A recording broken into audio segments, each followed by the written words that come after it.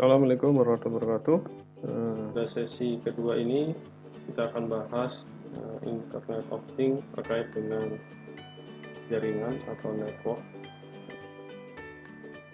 Ya, saudara sekalian, Internet of Things itu terdiri dari kumpulan jaringan, beberapa kumpulan jaringan terpisah yang tentunya sudah dikelola dengan khusus untuk dapat saling terkoneksi atau terhubung. Untuk pola pikir atau pemikiran yang mendatang, dimana kalau kita perhatikan bahwa yang perlu kita pelajari juga adalah bagaimana topologi atau bentuk dari jaringan komputer yang terhubung. Dan topologi didefinisikan sebagai jaringan komputer yang menggunakan metode agar bisa menghubungkan antara satu komputer dengan komputer lainnya itu secara umum. Dan kalau kita lihat dari gambar tipe-tipe dari topologi untuk jaringan, kalau Anda lihat perhatikan yang pertama itu point to point, titik ke titik, artinya menghubungkan komputer satu dengan komputer lainnya walaupun berbeda pabrik, berbeda merek tapi sudah distandarisasi dengan standar internasional IEEE. Silakan nanti dipelajari bagi Anda yang belum belajar materi jaringan secara mendalam. Silakan nanti Anda pelajari tentang jaringan ini lebih mendalam. Namun di sini kita akan sampaikan secara umum bahwa di topologi itu ada point to point, ada bus, ada ring, ada star. Ini model-model topologi, dan yang lebih kompleks lagi di sini ada hybrid. Jadi seluruh yang kita gunakan, misalkan menggunakan jaringan dengan topologi point to point atau bus atau ring dan seterusnya, ini bisa seluruhnya bisa berkomunikasi menjadi satu. Jadi tidak melihat bentuk topologinya lagi, tapi semuanya bisa terkoneksi. Ini dikatakan dengan hybrid. Oke, kita lanjutkan. Konsep secara umum terkait dengan IoT, di mana perkembangan IoT ini cukup berkembang, banyak jaringan akan terhubung, mempunyai kemampuan dari sisi keamanan tentunya, kemudian analitik, dan bagaimana mengelola secara baik jaringan tersebut, masuk dengan fitur-fitur tambahan lainnya. Nah, hal ini memungkinkan IoT untuk dapat diterapkan tentunya dalam membantu kehidupan manusia, antara manusia satu dengan lainnya dalam hal pribadi, pekerjaan, atau kegiatan aktiviti lainnya. Nah, kalau kita lihat di gambar, di sini ada skema gambar bahwa bagaimana Internet of Things itu terhubung dan terkoneksi secara global. Kalau Anda lihat di sini ada sub atau bagian-bagian, ada transport, energi, bisnis, ada education, ada home, ada earth, dan seterusnya, the others, yang lainnya. Nah, ini yang masing-masing baik dari sisi pekerjaan yang lain-lain tadi itu akan bagaimana itu akan terhubung. Yang tadinya secara individu ini akan terhubung secara bersama. Bisa dilakukan hal ini. Nah, yang terpenting yang ketiga adalah bagaimana setelah itu terhubung akan menjadi satu hal yang perlu diperhatikan mengenai security atau keamanan. Bagaimana menganalisa, memantaunya, bagaimana mengelolanya. Jadi yang merah ini boundary-nya, batasan ruang lingkupnya secara keseluruhan ini dapat dijalankan. Ini baik environment di dalam sistem ini maupun dari luar. Jadi terkait juga dengan security, bisa dari dalam, bisa juga dari luar. Itu secara umum terkait dengan internet of things secara konseptual.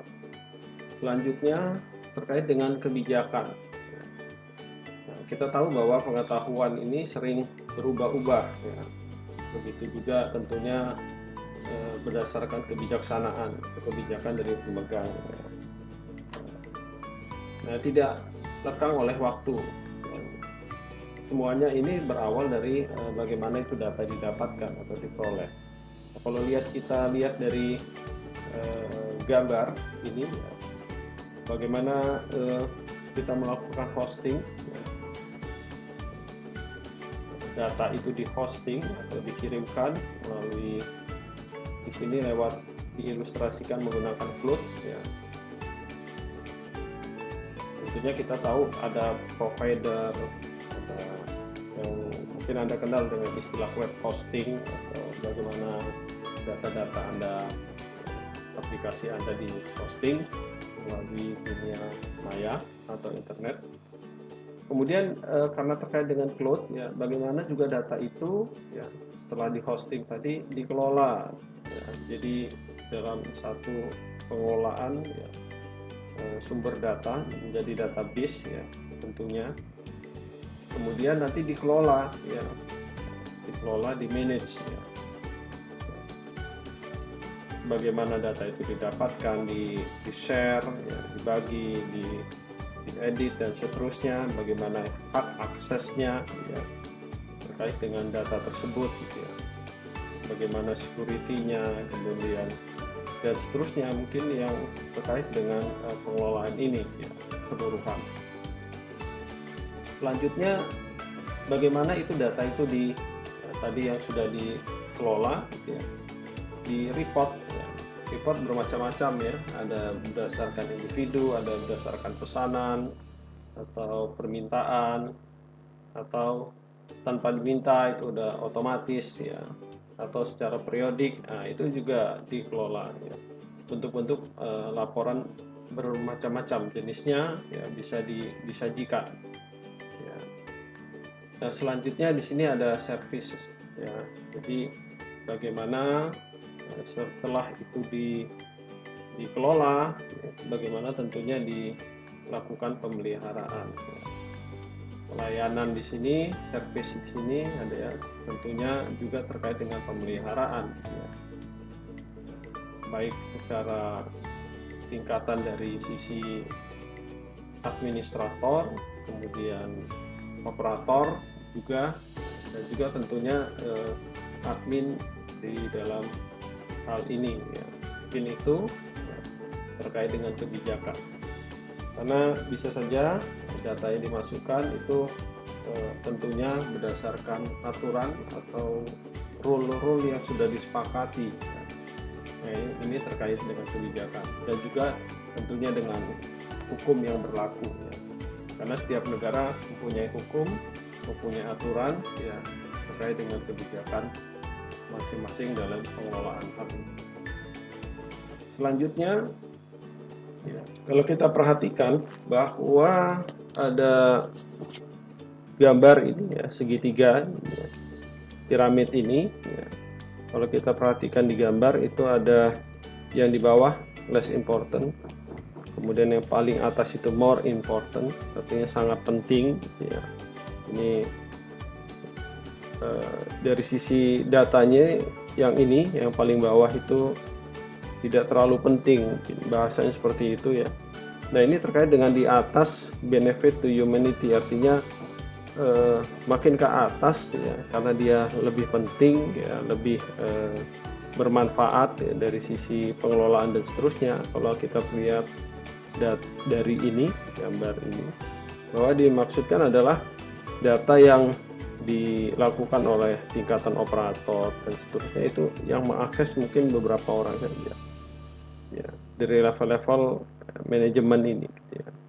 Kemudian dari sini, dari sisi data yang sudah diolah tadi ya, jadi informasi. Nah, informasi ini akan disebarkan di level-level tertentu.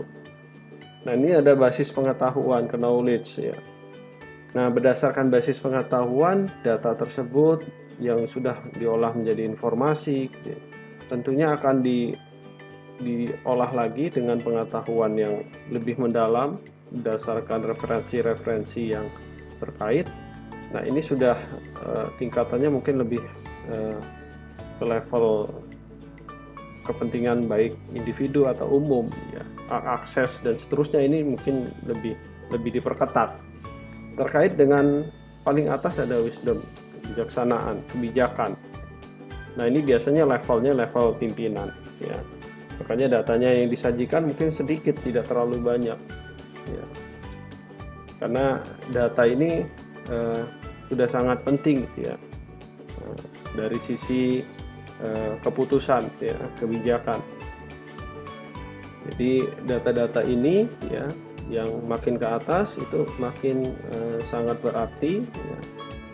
Dan view-nya juga mungkin sudah sangat berbeda dengan yang paling bawah, ya, di tingkatan operator, ya.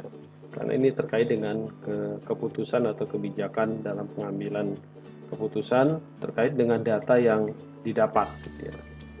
Nah, itu yang dikatakan di sini more important, artinya datanya lebih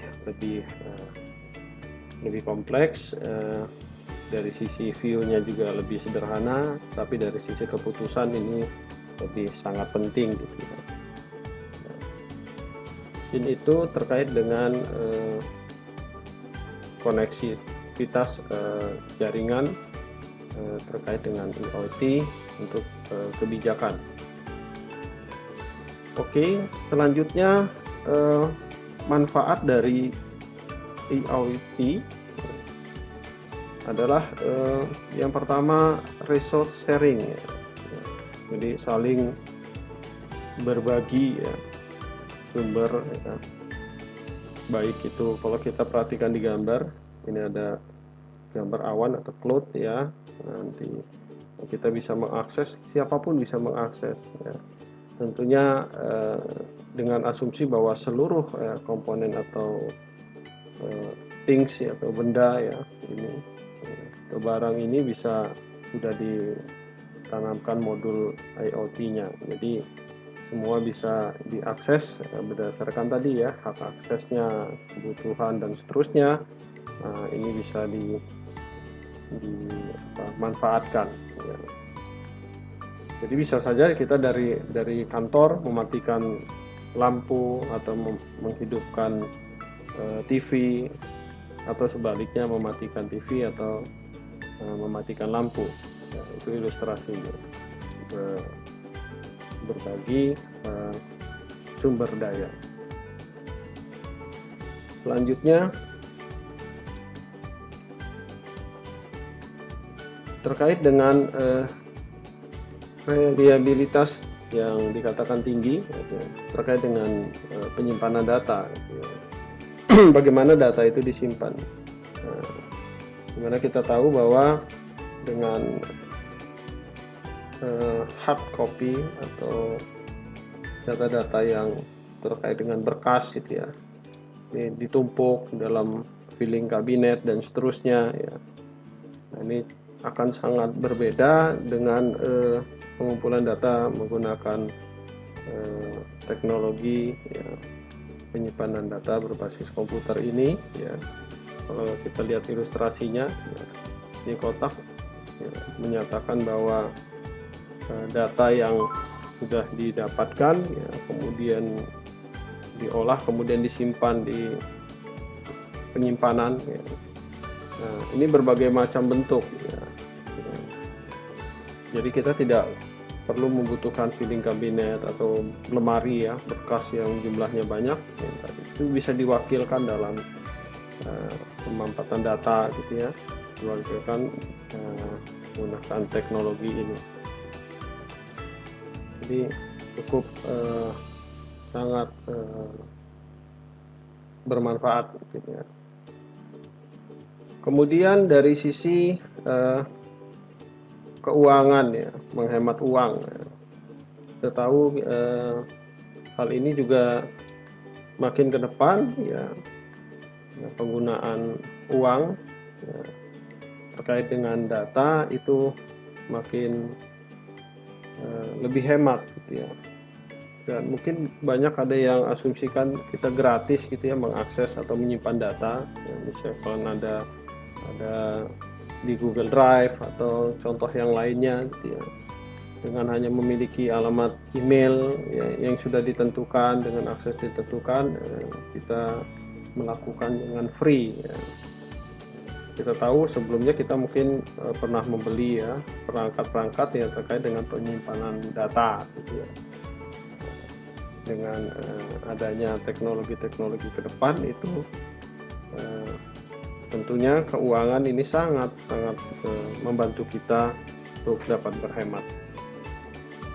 Oke, selanjutnya skalabilitas ya.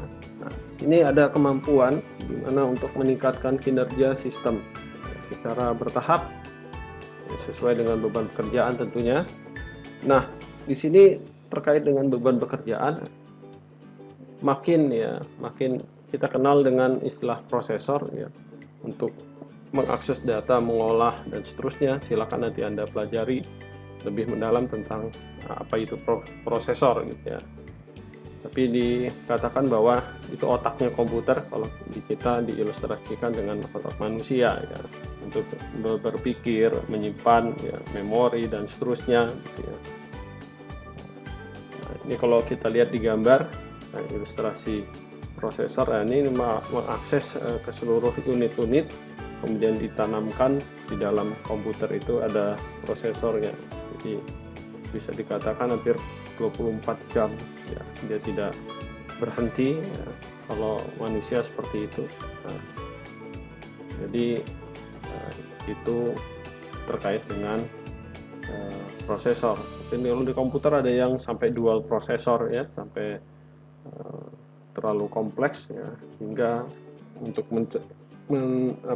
menjaga kestabilan kinerja ya dari kemampuan perangkat yang ada, itu bisa saja ditingkatkan kapasitas prosesor ya, baik dari kinerjanya atau unit atau jumlah ya. Selanjutnya untuk manfaat ya, ini tentunya mudah akses informasi ya. Ini sudah kita tahu bahwa jarak itu tidak menjadi hambatan ya. Dimanapun Anda di skala wilayah lingkungan Anda, kemudian wilayah pekerjaan Anda, antar rumah ke kantor ya, atau antar negara, antar pulau ya, bahkan antar benua ya, bahkan antar planet ya. Dari sudah kita tahu bahwa bisa saja kita mengakses ya, mengirimkan pesawat terbang atau jenisnya perlu lewat teknologi ini ya. Bisa dari astronot gitu ya, bisa dikendalikan dari bumi ya, kalau Anda ingin mencapai bulan misalkan seperti itu. Nah, ini hal-hal seperti ini sudah kita sering temui ya. Itu terkait dengan kemudahan akses informasi. Jadi jarak bukan hal yang menjadi hambatan. Selanjutnya komunikasi ya.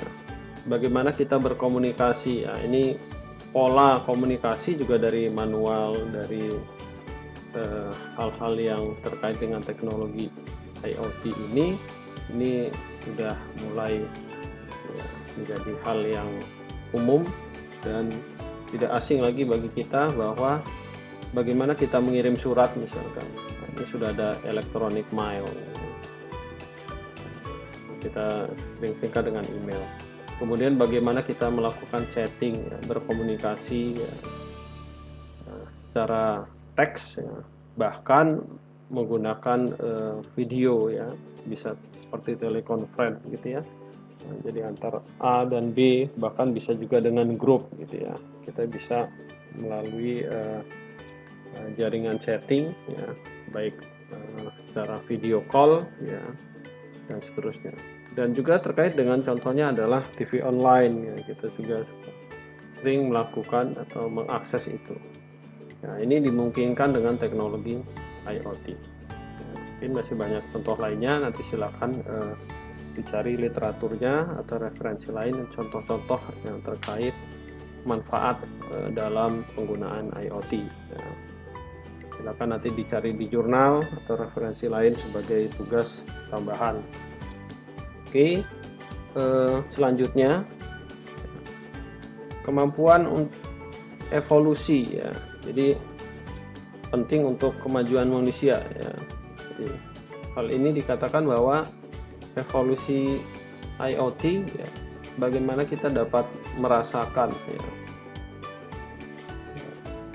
penggunaan teknologi, bagaimana mengumpulkan data, mengirimkan atau sending, kemudian menganalisis, kemudian mendistribusikan data distribut, kemudian bagaimana kita sebagai manusia untuk hal tersebut memproses informasi itu, mendapatkan, mengirimkan, dan seterusnya. Jadi, nah skalanya juga bisa cakupan cukup luas. Ya. Dan di sini dikatakan skala besar. Ya. Jadi hal-hal seperti ini itulah yang sudah menjadi satu evolusi dalam IoT. Nah, kita ketahui bahwa sebagai umat manusia, ya, kita memiliki pengetahuan atau knowledge ya. Nah, tentunya ada kebijaksanaan ya yang tidak terlepas ya. Bagaimana kita lakukan itu untuk bertahan hidup ya. Untuk memudahkan kita tentunya ya. Dan tentunya bagaimana kita untuk mengembangkan diri ya sebagai manusia, baik dalam hitungan bulan, tahun, atau berapa dekade ya, atau abad-abad yang mendatang. Mungkin hal-hal seperti ini juga bukan sebagai hal yang aneh ya untuk ke depan ya penggunaan IoT ini. Ya, contohnya tadi ada hologram gitu ya. Kemudian penggunaan augmented reality gitu ya, baik virtual kemudian menggunakan teknologi AR. Nah, ini seperti ini contoh yang digambar ini sudah mulai banyak beredar gitu ya. Bagaimana kita memanfaatkan ini dengan bijak.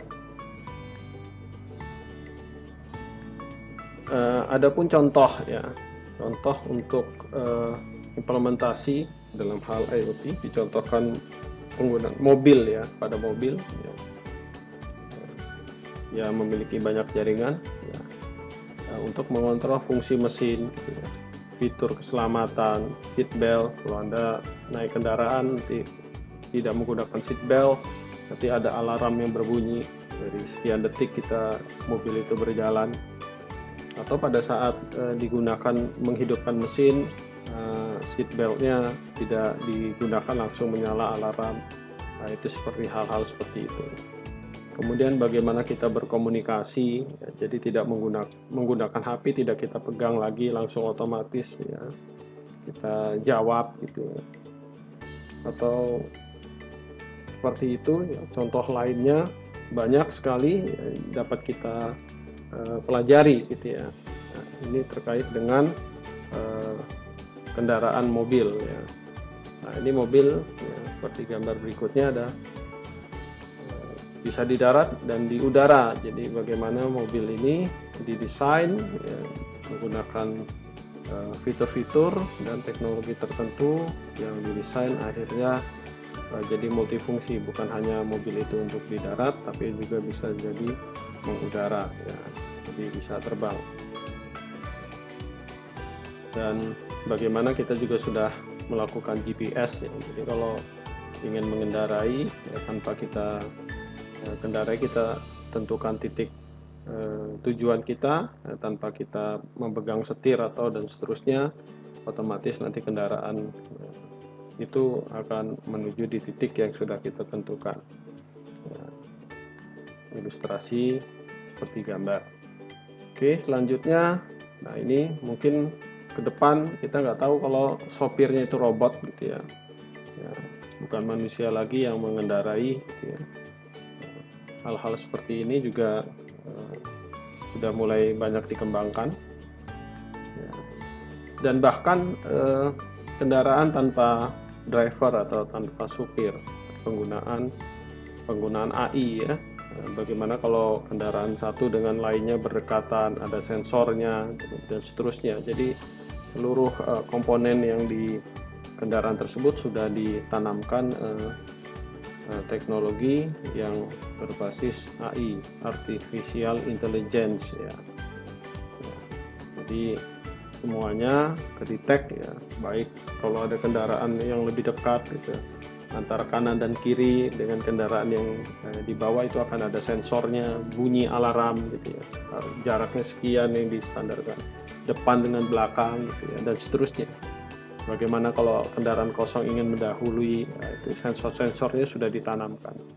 Jadi hal-hal itu ke depan, dan ini juga sudah banyak diterapkan penggunaan kendaraan berteknologi ini, terutama penggunaan AI-nya ya, untuk kendaraan umum.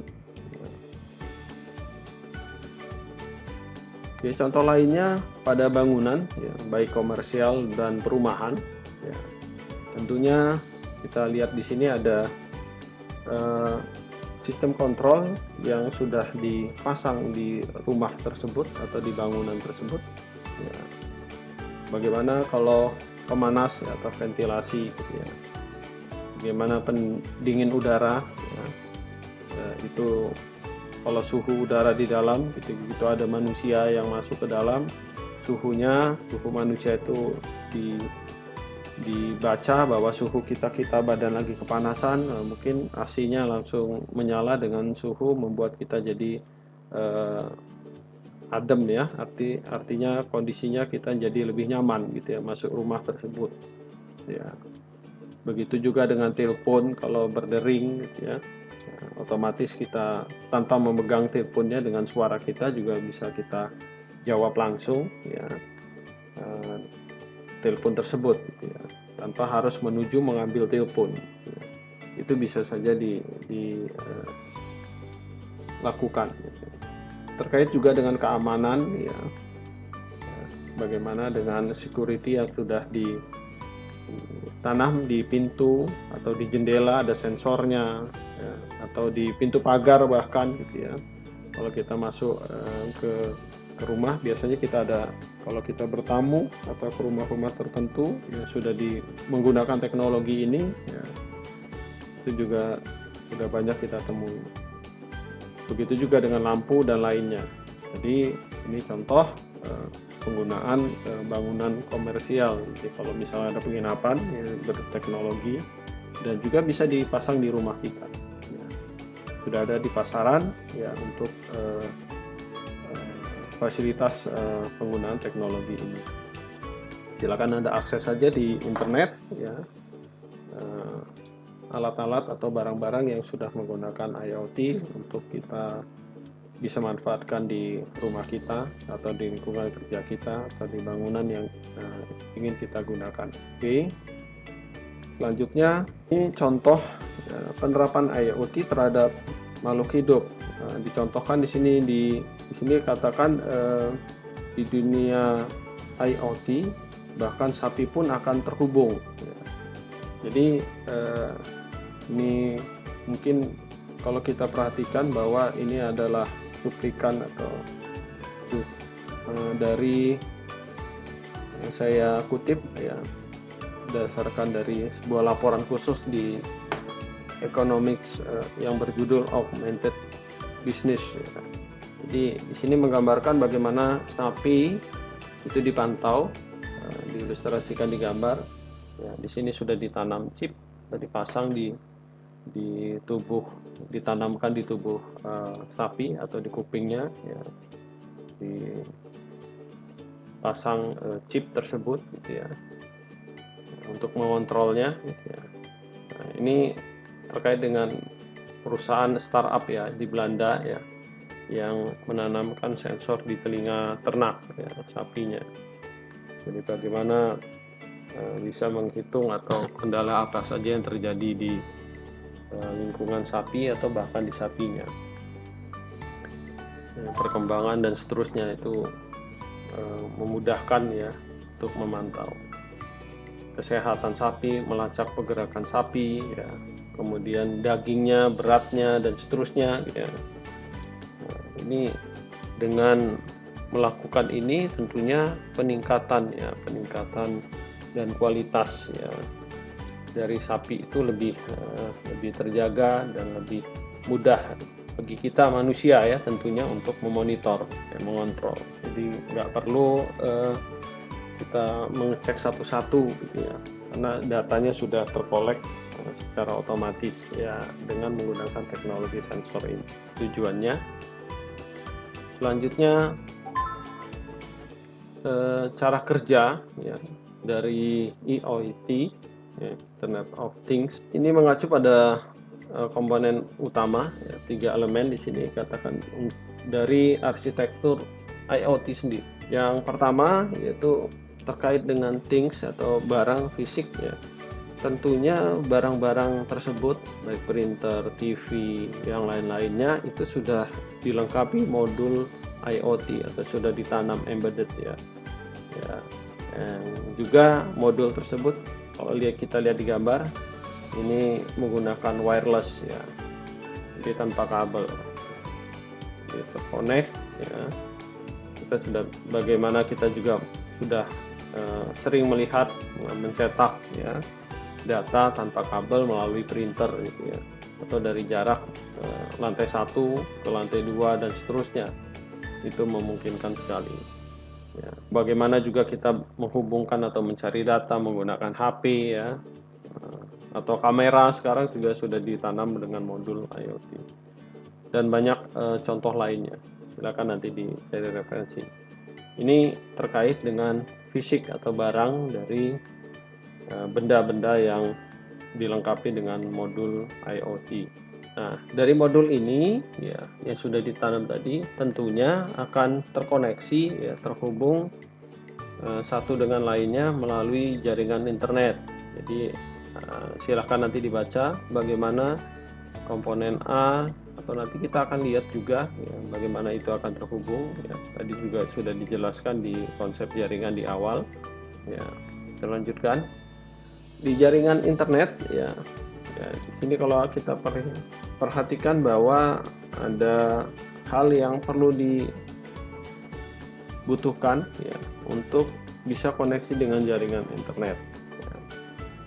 Jadi data-data tadi ya, komponen barang-barang tadi dengan barang lainnya akan saling terhubung ya, melalui jaringan internet ya. Nah, tentunya dipersiapkan contoh adalah ada modem dan router ya modem ya. Nanti terkait dengan modem silakan nanti dipelajari apa modem, apa itu router ya, lebih mendalam ya.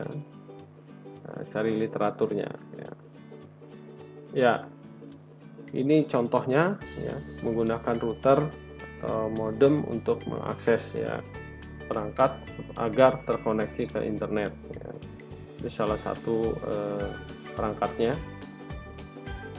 Kemudian terkait dengan cloud data center ya, tempat untuk menyimpan aplikasi beserta database. Jadi di sini banyak kita perhatikan di sini ada platform ya, cloud ya. Bagaimana platform tersebut dikelola nanti terhubung dengan jaringan internet, kemudian nanti benda atau fisik tadi ya, di sini misalkan ada ilustrasi HP, menggunakan HP setelah terkoneksi dengan internet, jadi kita bisa mencetak misalkan barang tersebut walaupun printernya di rumah, HP-nya di kantor misalkan menggunakan HP. Jadi banyak sekali aplikasi dan database atau manfaat lainnya yang platform tersebut bisa dimanfaatkan ya, terkait juga dengan pelayanan service ya. Bagi seorang pelayan atau pelanggan gitu ya, bisa dilayani gitu ya. Kemudian bagi seorang sales ya, bagaimana dia bisa menjual ya, produknya ya, mempromosikan produknya melalui internet ya, dengan barang-barang yang sudah ditentukan